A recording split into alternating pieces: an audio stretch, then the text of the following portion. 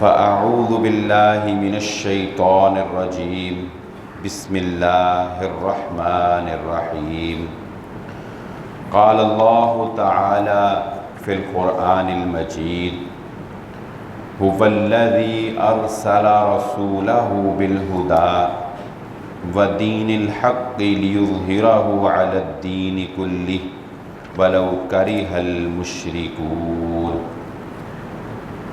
قابل صد احترام حاضرین مجلس، محترم مکرم سامعین اکرام،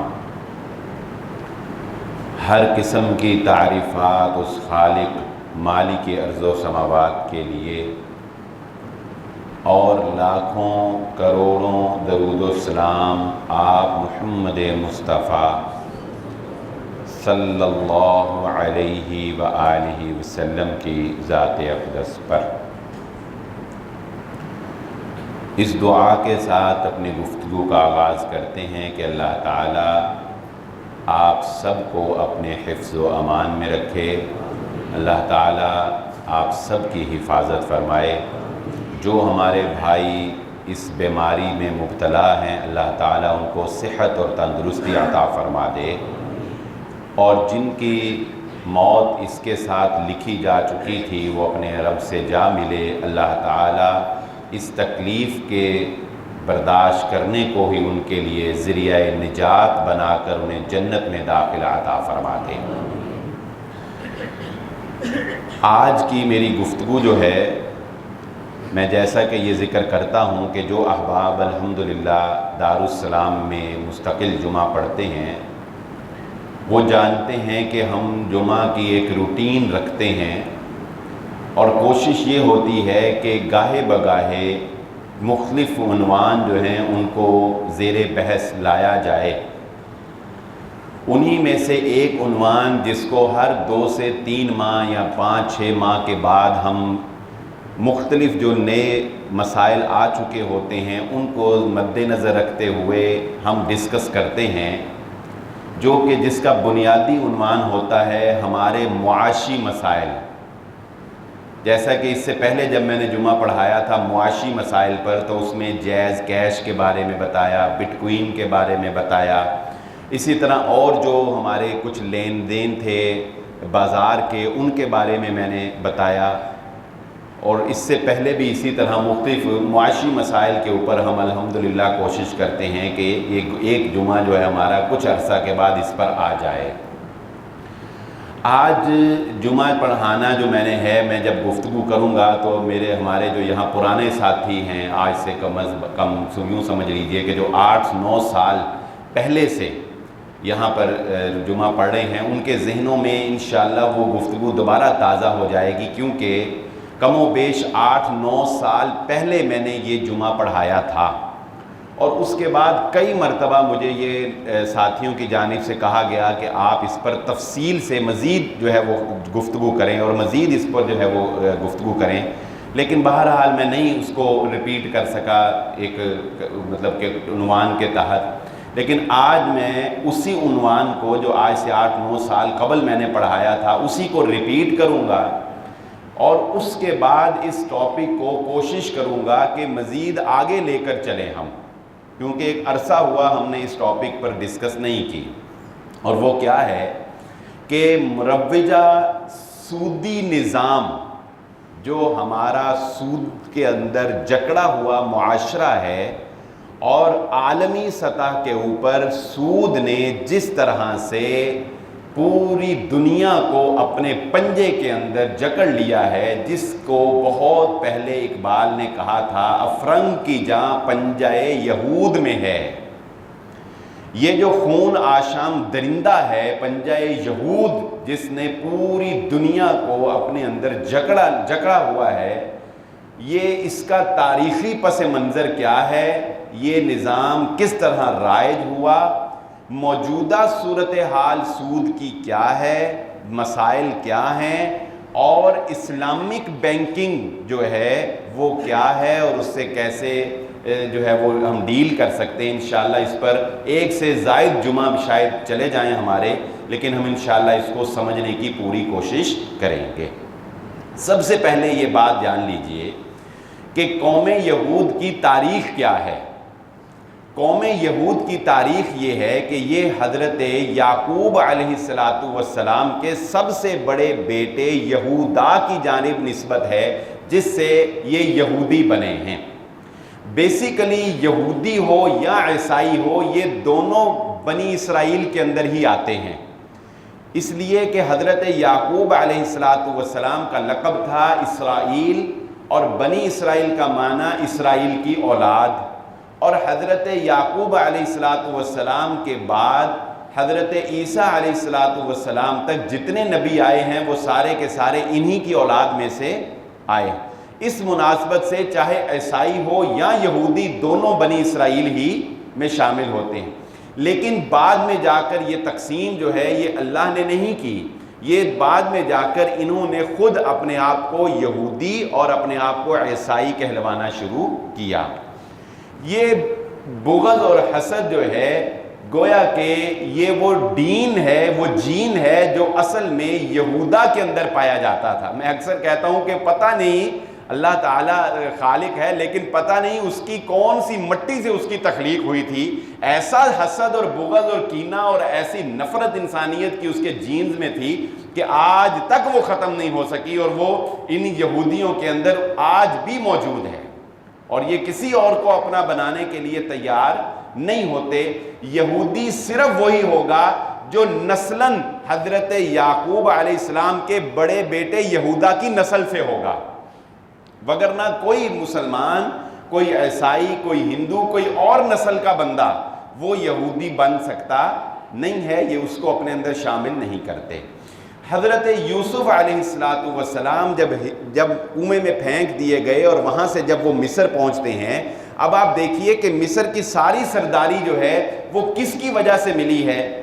وہ حضرت یوسف علیہ السلام کی نیک نامی کی وجہ سے ملی ہے، اور وہ بادشاہ کو جو خواب آیا اس خواب کی تعبیر حضرت یوسف علیہ السلام نے جیل میں بیٹھ کر بتائی، وہاں سے ان کو رہائی ملی، اور تعبیر الرؤیا کی وجہ سے اللہ رب العزت نے اپنے بندے حضرت یوسف علیہ السلام کو وہاں پر بادشاہ کے دربار میں مقام و مرتبہ دیا، کہ جس وقت اس قحط سالی سے نمٹنے کا موقع آیا تو بادشاہ نے پوچھا کہ کون ہے جو ہماری اس بارے میں مدد کرے گا، تو حضرت یوسف علیہ السلام نے از خود اپنے آپ کو پیش کرتے ہوئے یہ بات کہی تھی، قال اجعلنی علی خزائن الارض انی حفیظ علیم۔ میں نے آپ کو خواب کی تعبیر بتائی ہے، آپ مجھے ہی وزیر مالیات بنا دیں، وزیر خزانہ مجھے ہی بنا دیں، اس لیے کہ میں اس کام کو سمجھتا بھی ہوں اور میں بے ایمان انسان نہیں ہوں، میں ایماندار ہوں، امانت داری سے اس قحط سالی کے ساتھ مشکل ترین سالوں سے جو آنے والے ہیں میں آپ کو نکال دوں گا۔ بادشاہ نے حضرت یوسف علیہ السلام کو یہ مقام و مرتبہ دے دیا۔ اب آپ اندازہ لگائیے کہ باوجود اس کے کہ مقام و مرتبہ جو ہے وہ تو یوسف علیہ السلام کی وجہ سے ملا، اور یوسف علیہ السلام نے ہی مقام و مرتبہ حاصل کر کے اپنے بھائیوں کو وہاں سے مصر میں لے آئے، اپنے بھائیوں کو وہاں سے مصر میں لے آئے، لیکن اس کے باوجود آپ دیکھیں اس بھائی نے جس نے اپنے بھائی کو کنویں میں پھینکا تھا، اپنے بھائی کا نام آگے نہیں چلنے دیا بلکہ نام اپنا ہی آگے چلایا۔ حضرت یوسف علیہ السلام کی نسل سے یوسفی کوئی بھی نسل نہیں آگے چلی، یہودی چلے۔ کیوں؟ یہ اس کا حسد اور اس کا بغض تھا کہ اس نے اپنے بھائی کے پیٹھ میں ایک چھرا کھونپا کہ مصر میں آ کر بھی اپنے بھائی کی وفات کے بعد اس کی اولاد اور اس کی نسل کا نام جو ہے وہ آگے چلنے نہیں دیا، بلکہ اپنے باپ کا نام بھی آگے نہیں چلنے دیا، اپنے ہی نام کو یہودیت کی نسبت سے اپنی اولادوں کے اندر جو ہے وہ اس نے یہ جراثیم جو ہے یہ انجیکٹ کیا۔ اس وجہ سے آپ اندازہ لگا سکتے ہیں کہ اس کا نام یعنی یہودا کا نام آج بھی یہودی کے نام سے اور یہودیت کے نام سے دنیا کے اندر جانا جاتا ہے۔ یہ فارمولہ اس یہودا نے، آج کے یہودی نے نہیں، یہ فارمولہ اس یہودا نے اپنے بھائی حضرت یوسف علیہ السلام سے اس وقت ہی سمجھ لیا تھا کہ دنیا کے اوپر حکمرانی کس طرح کی جا سکتی ہے، دنیا کے اوپر حکومت کس طرح سے کی جا سکتی ہے۔ ایک بات ذہن نشین رکھیں یا تو آپ دنیا کے اوپر حکومت کر سکتے ہیں طاقت کے بل بوتے کے اوپر، آپ کسی گاؤں کے اوپر، کسی شہر کے اوپر حملہ کر دیں اور ان کو اپنا غلام بنا لیں، ان کے جوانوں کو قتل کر دیں، جو ایک جنگی صورتحال ہوتی ہے، اور آپ غاصبانہ وہاں پر قبضہ کر لیں۔ یہ غاصبانہ قبضہ جو ہوتا ہے یہ بہرحال زیادہ دیر قائم نہیں رہتا، تاریخ اس پہ گواہ ہے۔ بڑے بڑے جابر حکمران بھی آئے، لیکن ان کا قبضہ جو ہے وہ چند سو سالوں تک محیط رہا، اور چند سو سالوں کے بعد اندر سے بغاوت اٹھتی ہے یا وہ طاقت کمزور ہو جاتی ہے، کئی اسباب بنتے ہیں اور دوبارہ اس طاقت کو کچل دیا جاتا ہے۔ فرعونی آئے، شداد آیا، ذوالقرنین آئے، سکندر اعظم آیا، سائرس آئے، کتنے آئے، ٹھیک ہے، نمرود جیسی سلطنتیں بھی آئیں، لیکن وہ قائم نہیں رہ سکیں، وہ نیست و نابود ہوئیں۔ اب دوسرا فارمولہ یہ سمجھیے، اگر آپ کسی گاؤں کے اوپر، میں ایک گاؤں کی مثال اس لیے دے رہا ہوں کہ اب دنیا کو بھی ایک گلوبل ولیج کہتے ہیں نا، یہ گلوبل ولیج کا فارمولہ کس طرح سے اپلائی ہوتا ہے۔ آپ دیکھیں مثال کے طور پہ ایک گاؤں ہے، مثلا جٹ برادری کا گاؤں ہے، ٹھیک ہے، ایک جٹ برادری ہے، اس جٹ برادری میں ایک کسی اور برادری کا، ایک جٹ برادری میں ایک کسی اور برادری کا بندہ جو ہے وہ بہت زیادہ نیک ہے، بہت زیادہ قابل ہے، بہت اچھا انسان ہے، اس گاؤں کے اوپر کوئی مصیبت آ جاتی ہے، وہ بندہ ان کو اس مصیبت سے نکال بھی لیتا ہے، وہ بندہ ان کو اس مصیبت سے نکال بھی لیتا ہے۔ اس کا نتیجہ کیا ہوتا ہے؟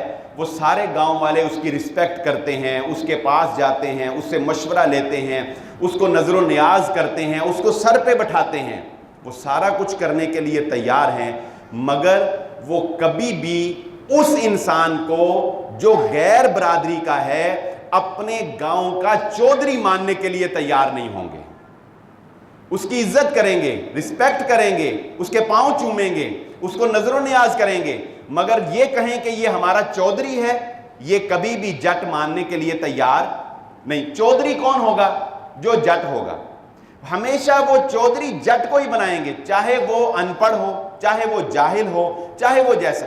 یہ ایک انسانی فطرت ہے، یہ ایک انسانی فطرت ہے، یہ ایک برادری کا سسٹم ہے جو اللہ رب العزت نے قرآن مجید میں بھی فرمایا کہ وَجَعَلْنَاكُمْ شُعُوبًا وَقَبَائِلَ لِتَعَارَفُوا، ہم نے تمہاری پہچان ان قبائل اور ان شاخوں سے بنائی ہے، یہ کوئی انکار ہی نہیں کیا جا سکتا اس بات سے۔ اچھا، اب یہ فارمولہ ان کو، یہودا کو اس وقت سمجھ آ گیا تھا کہ ہم کبھی بھی قبطیوں کے اوپر یعنی مصر کے اوپر بادشاہ نہیں بن سکتے۔ مصریوں نے بادشاہ قبطی ہی رکھا، مصریوں نے بادشاہ، حضرت یوسف علیہ السلام کو انہوں نے بادشاہ نہیں بنایا۔ بادشاہ کون تھا؟ وہ قبطی النسل، ان کی نسل کا ایک انسان تھا، لیکن حضرت یوسف علیہ السلام وزیر مالیات بنے۔ اب حکم کس کا چلتا ہے؟ بادشاہ قبطی ہے، لیکن خزائن کے اوپر چونکہ کنٹرول حضرت یوسف علیہ السلام کا ہے، لہذا اصل کنٹرول کس کا ہے؟ اصل کنٹرول بادشاہ کا نہیں ہے، بلکہ اصل کنٹرول یہودا نے اسی وقت دیکھ لیا، اصل کنٹرول تو میرے بھائی یوسف کے پاس ہے، اس لیے کہ جب بھائی غلہ لینے کے لیے آتے ہیں تو ان کو غلہ دینے کی جو پرمیشن ہے اس کے پیپر کے اوپر سگنیچر بادشاہ کے نہیں ہوتے بلکہ ان کے بھائی یوسف کے ہوتے ہیں۔ لوگ غلہ لینے کے لیے آ رہے ہیں، اپنی ضرورت پوری کرنے کے لیے آ رہے ہیں، لوگوں کی زمینوں پر ان کو ہل چلانے کی اجازت دی جا رہی ہے، کاشت کرنے کی اجازت دی جا رہی ہے۔ یہ سارا سسٹم کون مینیج کر رہا ہے؟ بادشاہ کو تو خبر ہی نہیں ہے۔ یہ سارا سسٹم جو ہے یہ مینیج کرنے والا کوئی اور نہیں، یہودا کا بھائی حضرت یوسف علیہ السلام ہے۔ اس نے اس وقت اس فارمولے کو سمجھ لیا اور اپنی نسلوں کے اندر اس کو پینٹریٹ کر دیا۔ یہ بات جو اب میں بیان کرنے لگا ہوں یہ ہے اس سارے واقعے کی جو میں نے ابھی تک بیان کیا، لب لباب اور خلاصہ، کہ اس نے اپنی اولاد کو یہ بات سمجھا دی کہ بیٹا اگر دنیا کے اوپر حکمرانی کرنا چاہتے ہو، لوگ تمہیں اپنا بادشاہ نہیں بنائیں گے کیونکہ تم ان کی نسل سے نہیں ہوگے۔ اگر تم دنیا کے اوپر اپنا تسلط دیر تک قائم رکھنا چاہتے ہو تو تمہیں لوگوں کی وزیر مالیات کے عہدے کو سنبھالنا پڑے گا۔ جب تم وزیر مالیات ہوگے، وزیر خزانہ ہوگے، جب تم خزائن الارض پہ قابض ہو جاؤ گے، تو اس کے بعد تمہیں اس بات سے کوئی فرق نہیں پڑتا کہ بادشاہ قبطی ہو، بادشاہ جٹ ہو، بادشاہ رائی ہو، بادشاہ شیخ ہو، بادشاہ کوئی بھی ہو، کسی نسل کا ہو، ہندو ہو، مسلمان ہو، عیسائی ہو، مجوسی ہو، کوئی بھی بادشاہ ہو، تمہیں کوئی فرق نہیں پڑے گا، نہ مذہب سے نہ برادری سے، تمہارا کنٹرول ہوگا، حکم تمہارا چلے گا، بادشاہ جو کچھ مرضی ہو جائے۔ اس فارمولے پر عمل کرنا شروع کر دیا اس نے، حضرت یہودا نے اپنے بھائی حضرت یوسف علیہ السلام کو دیکھ کر یہ چلتا چلا آیا، سرایت کرتا چلا آیا، اور اس کو نافذ کرنے کے لیے، مالیات کے اوپر کنٹرول کرنے کے لیے اس نے سب سے جو بہترین فارمولہ یوز کیا وہ ہے سودی نظام۔ اگر میں تاریخ پر، وقت کا پتہ ہی نہیں چلا ایک بات پر ہی، اگر میں اس کی تاریخ پر گفتگو کرنے لگوں گا تو پھر بہت لمبی بات ہو جائے گی، مگر میں وہ شارٹ کٹ کر کے بہت آگے آ جاتا ہوں، بہت آگے آتا ہوں، اور اتنا آگے کہ اس وقت دنیا کے اوپر بینک کیسے بنا، پیپر کرنسی کیسے آئی، اور یہودیوں کا نظام کیسے رائج ہوا، اس پر ہم آ جاتے ہیں۔ دیکھیے یہ بات سمجھ لیجئے، مجھے ایک میرے بزرگ کہنے لگے نصیحتاً، کاروباری نصیحت، انہوں نے وہ کہنے لگے بیٹا ایک بات یہ یاد رکھنا، 2 نمبر کام میں کبھی 2 نمبری نہیں ہوتی، 2 نمبر آدمی آپ کے ساتھ 2 نمبری نہیں کرتا، 2 نمبر آدمی کام ایک ایمانداری سے کرتا ہے، آپ کا کام 1 نمبر کرے گا، جو رشوت دے گا اگر کام کرے گا تو ٹھیک ہے، نہیں تو پیسے واپس کر دے گا۔ اب تو خیر مجھے لگتا ہے یہ فارمولہ بھی نہیں رہا، تو لیکن بہرحال آج تک ہم یہ سنتے چلے آئے کہ 2 نمبری میں ایمانداری رہتی ہے، 2 نمبر لوگ ایمانداری سے اپنی 2 نمبری کرتے ہیں۔ یہودیوں نے اسی فارمولے کو اپنایا، انہوں نے سود کا کام پوری ایمانداری سے کیا، سود کا کام انہوں نے اس میں لوگوں کو کبھی دھوکہ نہیں دیا، لوگوں کے ساتھ کبھی فراڈ نہیں کیا، بڑی ہی میٹھے اور پیار کے ساتھ سود کے نظام کو لوگوں کے اندر رائج کیا۔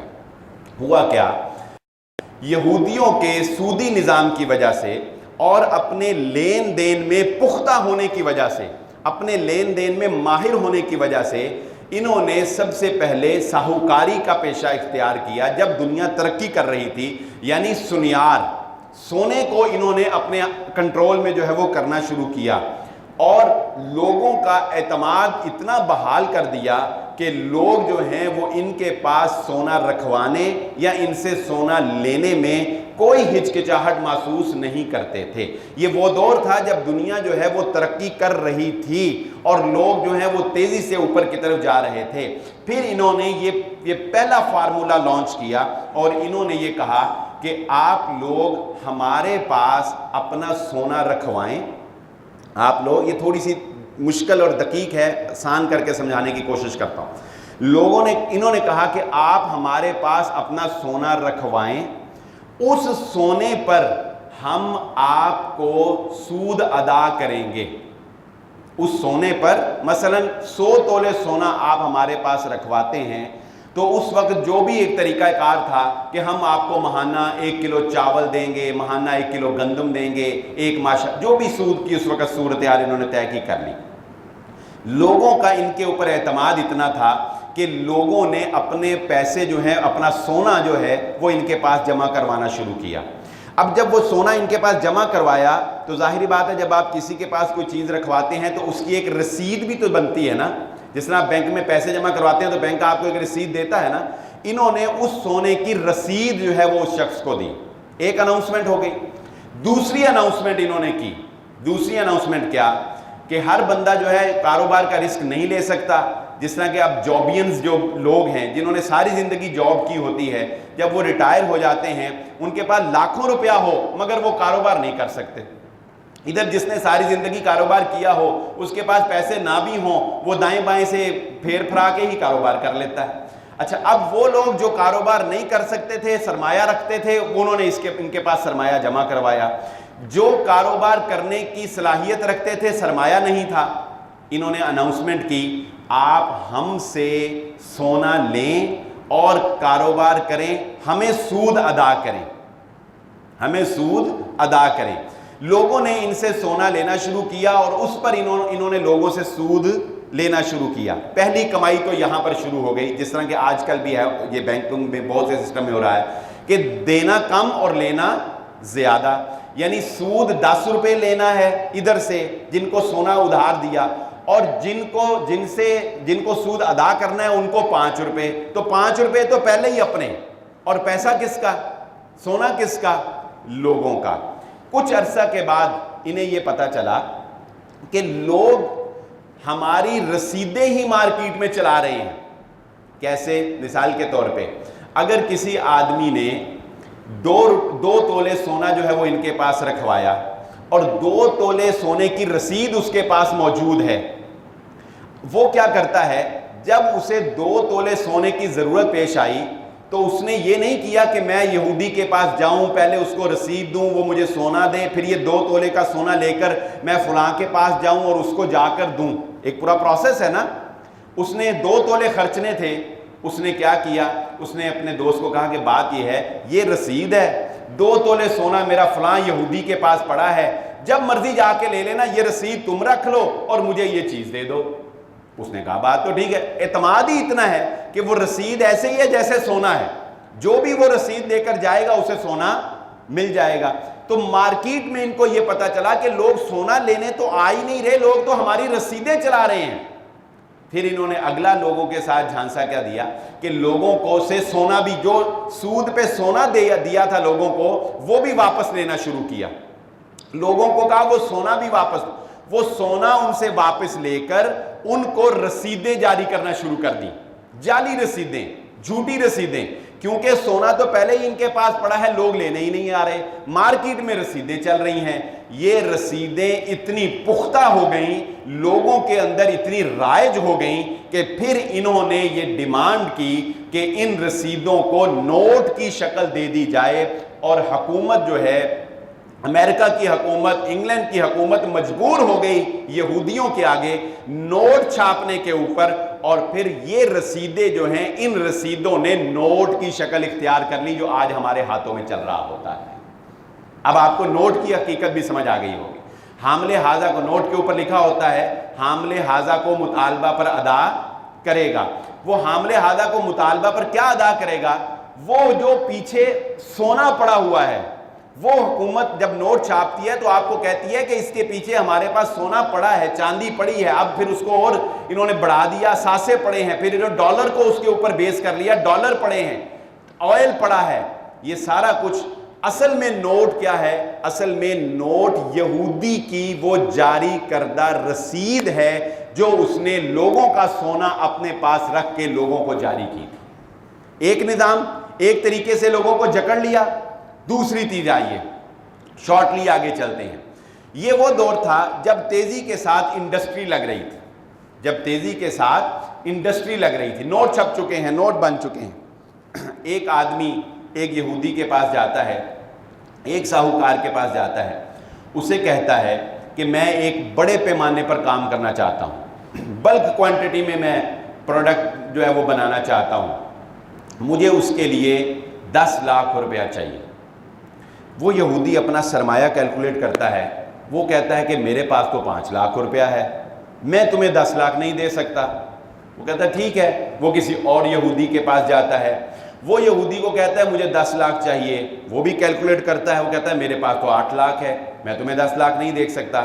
لوگوں کی ڈیمانڈ بڑھ رہی ہے, زیادہ بڑے قرضے لینے کی. یہودی آپس میں کٹ جوڑ کرتے ہیں. وہ کیا کہتے ہیں؟ وہ آپس میں ایک دوسرے کے ساتھ تعاون کرتے ہوئے یہ بات طے کرتے ہیں کہ بجائے اس کے کہ ہم سب نے اپنا سرمایہ الگ الگ رکھا ہوا ہے, کسی کے پاس 5, کسی کے پاس 8, کسی کے پاس 2, ہم لوگوں کو بڑے پیمانے پہ قرضے نہیں دے پا رہے, کیوں نہ ہم اپنے اس سارے سرمایے کو ایک کر لیں. ہم سارے یہودی کیا ہو جائیں؟ ہم سارے ایک ہو جائیں. جب ہم سارے ایک ہو جائیں گے, ساروں کا سرمایہ مل گیا, تو اب وہ ساروں کا سرمایہ مل کر کتنا ہو گیا؟ 50 لاکھ.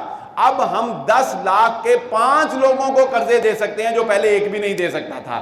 لہذا یہ سارے یہودی جب مل گئے تو اس ملنے کو جس ادارے کا نام انہوں نے دیا وہ پہلا ادارہ تھا جس کا نام دی بینک آف انگلینڈ سرکاری طور پر نام رکھا گیا. یہ بینک کہلایا. یہودیوں کا آپس میں مل کر لوگوں کو بڑے پیمانے کے اوپر قرضہ دینے کا سکیم، قرضہ دینے کا سوچنا، یہ بیسیکلی وہ بینک ہے کہ جس سے بینک جو ہے وہ وجود میں آیا۔ اور آج ہم جو دیکھتے ہیں کہ یہ بینک جو بڑے پیمانے کے اوپر قرضہ جاری کر رہا ہے، جو بڑے پیمانے کے اوپر لوگوں کو جو ہے وہ قرضہ دے رہا ہے، یہ دراصل وہ یہودیوں کا آپس میں کٹ جوڑ ہے۔ اور یہودی کو اس بات کا خطرہ نہیں ہے کہ کوئی یہودی اس کے پیسے مار لے گا یا کوئی یہودی جو ہے وہ اس کے ساتھ دغا کر لے گا۔ یہ تو تھی چند ایک تاریخی حقائق اور چند ایک تاریخی پس منظر اس حوالے سے جو میں نے آپ کے سامنے گوش گزار کیے کہ کس طرح سے یہ پیپر کرنسی وجود میں آئی، کس طرح سے سودی نظام جو ہے وہ رائج ہوا اور کس طرح سے بینک جو ہے وہ وجود میں آیا۔ اس سے اگلا سٹیپ بھی اب آپ دیکھ لیجئے، یہ اتنے ظالم لوگ ہیں، ان کے اندر ترس نام کی کوئی چیز نہیں ہے، یاد رکھ لیجئے، رحم نام کی کوئی چیز نہیں۔ اس وقت دنیا کے اوپر اس پر بھی آپ سرچ کر کے دیکھیں اور جا کے گوگل پر ہر چیز جو ہے وہ موجود ہے، مل جاتی ہے، آپ گوگل پر سرچ کریں۔ حالات کو جس طرف لے کر یہ جانا چاہتے ہیں، اللہ تعالی ہم سب کی حفاظت فرمائے، حالات کو جس طرف یہ لے کر جانا چاہتے ہیں۔ پہلا فارمولہ تھا حضرت یوسف علیہ السلام سے جو انہوں نے سیکھا اور جس پر میں نے آپ کے سامنے روشنی ڈال دی۔ دوسرا فارمولہ جس نے حضرت یوسف علیہ السلام کو اوپر کیا، جس نے حضرت یوسف علیہ السلام کو مصر میں مقام و مرتبہ دیا، وہ دوسری وجہ کیا بنی تھی؟ پہلی وجہ تو ہم نے پڑھ لی، سمجھ لی کہ خزائن الارض پر معمور ہو جانا، ٹھیک ہے۔ دوسری وجہ کیا تھی؟ دوسری وجہ حضرت یوسف علیہ السلام کی اس وقت مصر میں مقام و مرتبہ پا لینے کی، وہ تھی مصریوں کا قحط سالی کے اندر مبتلا ہو جانا۔ مصریوں کا، بلکہ مصر کا ہی نہیں، ارد گرد کے بہت بڑے علاقے کا قحط سالی کے اندر مبتلا ہو جانا۔ اور قحط سالی کے بعد اناج کا صرف اور صرف حضرت یوسف علیہ السلام کے پاس موجود ہونا، حضرت یوسف علیہ السلام کے سگنیچر سے اناج ملنا، یہ سب سے بڑی پاور، سب سے بڑی طاقت تھی جو حضرت یوسف علیہ السلام کے پاس تھی۔ لیکن انہوں نے اس طاقت کو انسانیت کی فلاح، انسانیت کی خدمت اور انسانیت کی بقا اور زندگی کے لیے استعمال کیا۔ اب یہ دوسرے فارمولے کے اوپر عمل درآمد کرنے جا رہے ہیں اور دنیا کے اندر نمبر 1 وہ ایسے بیج متعارف کروا رہے ہیں کہ جن کی پیداوار ان کی مرضی کے مطابق ہوگی، جتنی وہ پیداوار چاہیں گے اتنی ہوگی، جب چاہیں گے اس کو ڈیڈ کرنے کی صلاحیت جو ہے وہ ان کے پاس موجود ہوگی۔ پہلا فارمولہ دنیا کے اندر اپنے بیج کو لانچ کرنا۔ نمبر 2، دنیا کے اندر آرٹیفیشل طریقے سے، مصنوعی طریقے سے قحط سالی کو برپا کروانا۔ یہ قحط سالی ملکوں میں جنگیں کروا کر، ملکوں میں فرقہ وارانہ تعصب کو پھیلا کر، ملکوں کو سودی نظام کے ذریعے سے جکڑ کر، کسان کو لاغر اور مجبور کر کے، ہر طرح سے جو کچھ بھی یہ کر سکتے ہیں وہ کر کے، دوسرا فارمولہ دنیا کے اوپر وہ یہ اپلائی کرنا چاہتے ہیں کہ دنیا کو ہم ایک مصنوعی قحط سالی کے اندر مبتلا کر دیں۔ تیسری بات جس سے آپ کو ان ساری باتوں کی نشاندہی مل جائے گی، آپ گوگل پر جائیں، موبائل ہر بندے کے ہاتھ میں اینڈرائڈ سیٹ، آپ گوگل پر جائیں اور اس پر لکھیں 5 بگ فوڈ کارٹلز، جو کہ اب شاید 7 یا اس سے بھی زیادہ بن چکے ہوں، لیکن اگر آپ لکھیں گے 7 فوڈ کارٹلز یا 5 فوڈ کارٹلز تو آپ کے سامنے ایک پورا گوگل کھول کے نقشہ رکھے گا، اور وہ کیا؟ وہ بتائے گا کہ دنیا کے اوپر یہودیوں کے جو زائنزم ہے، ان کی خاص تحریک ہے، اس کے تحت، جسے ہم صہیونی تحریک کہتے ہیں، اس کے تحت دنیا میں 5 سے 7 بڑے بڑے پیمانے کے اوپر غلے کو سٹور کرنے کے لیے گودام بنائے گئے ہیں۔ اتنے بڑے پیمانے کے اوپر وہ گودام بنائے گئے ہیں جہاں پر اناج کو سٹور کیا جا سکتا ہے، اور اب تو انسان بہت ترقی کر گیا، جہاں پر اناج کو سٹور کیا، اتنے بڑے پیمانے کے اوپر اناج کو سٹور کیا جا سکتا ہے کہ شہروں کے شہروں کو، ملکوں کو آپ سالوں تک جو ہے وہ اناج فراہم کر سکتے ہیں۔ یہ 7 بڑے فوڈ کارٹلز کس نے بنائے ہیں؟ یہ ان یہودی ملٹی نیشنل کمپنیز نے بنائے ہیں جو دنیا کے اوپر مصنوعی طریقے سے قحط سالی کو نافذ کرنا چاہتے ہیں۔ اور فیوچر پلان کیا ہے؟ اور یہ دیکھیں تو صحیح نا، یہ جو باتیں میں نے آپ کے سامنے بیان کی ہیں یہ کوئی 1-2 دن میں کام ہو گئے ہیں؟ یہ کوئی 1-2 سالوں میں ہو گئے ہیں؟ بتائیں، یہ صدیاں لگی ہیں، صدیاں۔ کہاں حضرت یوسف علیہ السلام کا دور، ہمارے نبی محمد صلی اللہ علیہ وآلہ وسلم کا دور گزرے بھی 1400 سال ہو گئے، اس سے بھی آپ پیچھے چلے جائیے، یعنی کوئی 3500 سال سے لگے ہیں، اور آج آ کر دنیا کے اوپر تسلط قائم کر لیا۔ اور یہ آج میں آپ کو بتا رہا ہوں، کوئی ڈھکی چھپی بات نہیں ہے کہ ایک وقت وہ ایسا لانا چاہتے ہیں کہ دنیا کے اوپر قحط برپا ہوگا، اور دوسرا فارمولہ حضرت یوسف علیہ السلام کے دور کا اپلائی ہوگا کہ جب دنیا کے اوپر قحط آئے گا تو سارے کا سارا جو محفوظ غلہ ہوگا وہ ان کے فوڈ کارٹل سٹوریج کے اندر موجود ہوگا۔ اس وقت اصل میں یہ اناؤنسمنٹ ہوگی کہ آج کے بعد دنیا میں پیپر کرنسی ختم۔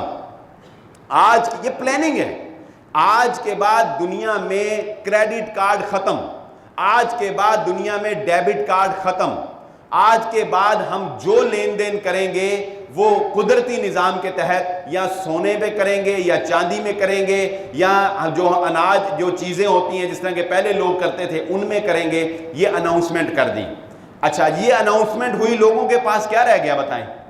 کچھ بھی نہیں، لوگ تو خالی ہاتھ ہو گئے۔ کروڑوں روپیہ اپنے بینک میں رکھنے والا شخص خالی ہاتھ، اور بھوک سے لوگ مر رہے ہوں گے۔ فلہذا یہ لوگوں کو کہیں گے کہ اب آؤ ہمارے نیچے، اب اگر تمہیں اناج چاہیے، اب اگر تمہیں غلہ چاہیے تو آؤ اس دجالی پیڈ کے اوپر سگنیچر کرو، اس دجال کو اپنا خدا مانو، یہ آپ کا ایمان لیں گے، انہیں اور کچھ نہیں چاہیے، انہوں نے آپ سے ٹانگیں نہیں دبوانی، انہوں نے آپ سے آپ کا ایمان لینا ہے۔ اس کی دلیل محمد الرسول اللہ صلی اللہ علیہ وآلہ وسلم نے ارشاد فرمایا، اللہ کے نبی صلی اللہ علیہ وآلہ وسلم نے ارشاد فرمایا، جب تمہیں اس بات کی خبر، یہ تو ہم جانتے ہی ہیں نا کہ 70,000 یہودی دجال کے اوپر ایمان لائیں گے، 70,000 یہودی دجال کے اوپر ایمان لائیں گے، اور بیسیکلی وہ انتظار بھی دجال کا ہی کر رہے ہیں، اور یہ ساری پلاننگ دجال کے لیے ہی کی جا رہی ہے۔ اللہ کے نبی صلی اللہ علیہ وسلم فرماتے ہیں، بہت پہلے ہمیں اللہ کے نبی صلی اللہ علیہ وسلم نے اس کی خبر دے دی۔ اللہ کے نبی صلی اللہ علیہ وسلم فرماتے ہیں، تم میں سے اگر کسی کو اس بات کا علم ہو جائے کہ دجال کا خروج ہو چکا ہے تو اپنا ایمان آزمانے کے لیے اس کے سامنے جا کے کھڑے نہ ہو جاؤ کہ بھی میں تجھے دیکھ لیتا ہوں، میں تجھے جانتا ہوں، تو دجال ہے۔ نبی صلی اللہ علیہ وسلم نے فرمایا، اس کوشش کرو کہ اس سے دور ہو جاؤ، کوشش کرو کہ تمہارا اس کے ساتھ مقابلہ، تمہاری اس کے ساتھ ملاقات، تمہارا اس کے ساتھ ٹاکرا نہ ہو۔ کیوں؟ اس لیے کہ اللہ کے نبی صلی اللہ علیہ وآلہ وسلم فرماتے ہیں اس کے پاس ایسی طاقت ہوگی اس وقت، ایسی مصنوعی طاقت، ایسی شعبدہ بازی ہوگی اس کے پاس کہ بڑے بڑے ایمان والوں کا ایمان بھی سلپ کر جائے گا۔ کیا ہوگا؟ اللہ کے نبی صلی اللہ علیہ وآلہ وسلم نے فرمایا، اس کے پاس روٹیوں کا پہاڑ ہوگا، روٹیوں کا پہاڑ ہوگا۔ اب اس وقت یہ روٹیوں کا پہاڑ کہنا، اس کا مقصد کیا ہے؟ مقصد اناج کا کنٹرول دجال کے ہاتھ میں ہوگا۔ جو اس کو خدا مانے گا اسے روٹی ملے گی، جو اس کو خدا مانے گا اسے اناج ملے گا، جو اس کو خدا نہیں مانے گا اس کی زمین بنجر، جو اس کو خدا نہیں مانے گا اس کا سرمایہ ختم، جو اس کو خدا نہیں مانے گا اسے پینے کے لیے پانی تک نہیں ملے گا۔ اس لیے کہ دوسری بات رسول اللہ صلی اللہ علیہ وآلہ وسلم نے فرمائی، اس کے پاس روٹیوں کا پہاڑ ہوگا، اور اللہ کے نبی صلی اللہ علیہ وآلہ وسلم نے فرمایا اس کے پاس جاری نہروں کا کنٹرول ہوگا، اس کے پاس پانی کا کنٹرول ہوگا، جب چاہے گا تمہارا پانی بند۔ اب آپ بتائیے، اللہ کے نبی صلی اللہ علیہ وآلہ وسلم فرما رہے ہیں یہ معاشی تنگی کتنی بری چیز ہے، جس انسان کو روٹی نہ ملتی ہو وہ اپنا سب کچھ لٹانے کے لیے تیار ہو جاتا ہے۔ جس انسان کو پانی نہ ملتا ہو، اور اس کے مقابل یعنی جو دجال کو نہیں مانتا اس کا سب کچھ غرق، اس کا سب کچھ ختم، اور جو مان لیتا ہے اس کے تو وارے نیارے ہو گئے۔ جو مان لیتا ہے اس کے لیے فصلیں لہلہاتی ہیں، جو مان لیتا ہے اس کے لیے نہریں بھی جاری ہیں، اس کے لیے تو دنیا جنت بنا دی گئی ہے۔ لیکن جس نے نہیں مانا وہ کامیاب ہو گیا، اور جس نے مان لیا وہ اس کی جنت میں چلا گیا اور اللہ رب العزت کی جہنم میں چلا گیا۔ اتنا ہی کافی نہیں ہے، اس سے بھی آگے تو وہ کام کر کے دکھا سکتا ہے، اور اس کے لیے بھی پلاننگ کی جا رہی ہے۔ وقت قلیل ہے، انشاءاللہ ہم آئندہ جو نشست آئے گی اس میں ہم سود کی قباحتیں، اسلامک بینکنگ میں جو سودی نظام ہے اس میں ہمارا جو بینک کے ساتھ ریلیشن ہے اس پر انشاءاللہ گفتگو کریں گے۔ اچھا، اس سے بھی آگے دجال کام کر سکتا ہے، اور وہ کیا کہ ایک شخص جو مدینہ سے نکلے، 4 مسجدیں ہیں جہاں دجال نہیں جا سکتا، 4 مسجدیں اور 2 شہر، پوری دنیا میں 2 شہر ہیں، 4 مسجدیں، مکہ اور مدینہ، یہ 2 شہر ہیں جہاں دجال داخل نہیں ہو سکے گا، اور 4 مسجدیں ہیں، مسجد الحرام، مسجد النبوی، مسجد الاقصیٰ اور مسجد طور، یہ حبشہ کے مقام کے اوپر ہے، ایک سادہ سی مسجد ہے بالکل۔ یہ 4 مسجدیں ہیں جہاں پر دجال داخل نہیں ہو سکتا، 2 شہر ہیں۔ اچھا، اس سے بھی آگے وہ کیا کر کے دکھائے گا؟ ایک شخص اس سے پوچھے گا کہ مجھے پتا ہے کہ تم دجال ہو، وہ کہے گا اچھا اگر میں تیرے سامنے ایک بندہ ماروں اور مار کر اسے زندہ کر دوں، کیا پھر تو مان لے گا کہ میں خدا ہوں؟ بیسیکلی اس نے اپنے آپ کو خدا منوانا ہے، اور اس نے یہ نہیں منوانا کہ میں دجال ہوں۔ اپنے آپ کو دجال منوا کے کون سا تیر مارا بھائی؟ اپنے آپ کو خدا منوانا ہے۔ رسول اللہ صلی اللہ علیہ وآلہ وسلم نے فرمایا ہے مسلمانوں یاد رکھو دجال وہ پھسی ہوئی آنکھ والا، بعض تصاویر میں آپ دیکھتے ہیں کہ آنکھ درمیان میں بنائی ہوئی ہوتی ہے، نہیں، وہ ایک آنکھ والا نہیں ہوگا، وہ کانا دجال ہے۔ اللہ کے نبی صلی اللہ علیہ وسلم فرمایا اس کی ایک آنکھ جو ہے وہ بنٹے کی طرح، پتھر کی طرح نظر آتی ہے، پھسی ہوئی آنکھ والا۔ تمہارا رب کسی عیب والا نہیں ہے، تمہارا رب ہر عیب سے پاک ہے۔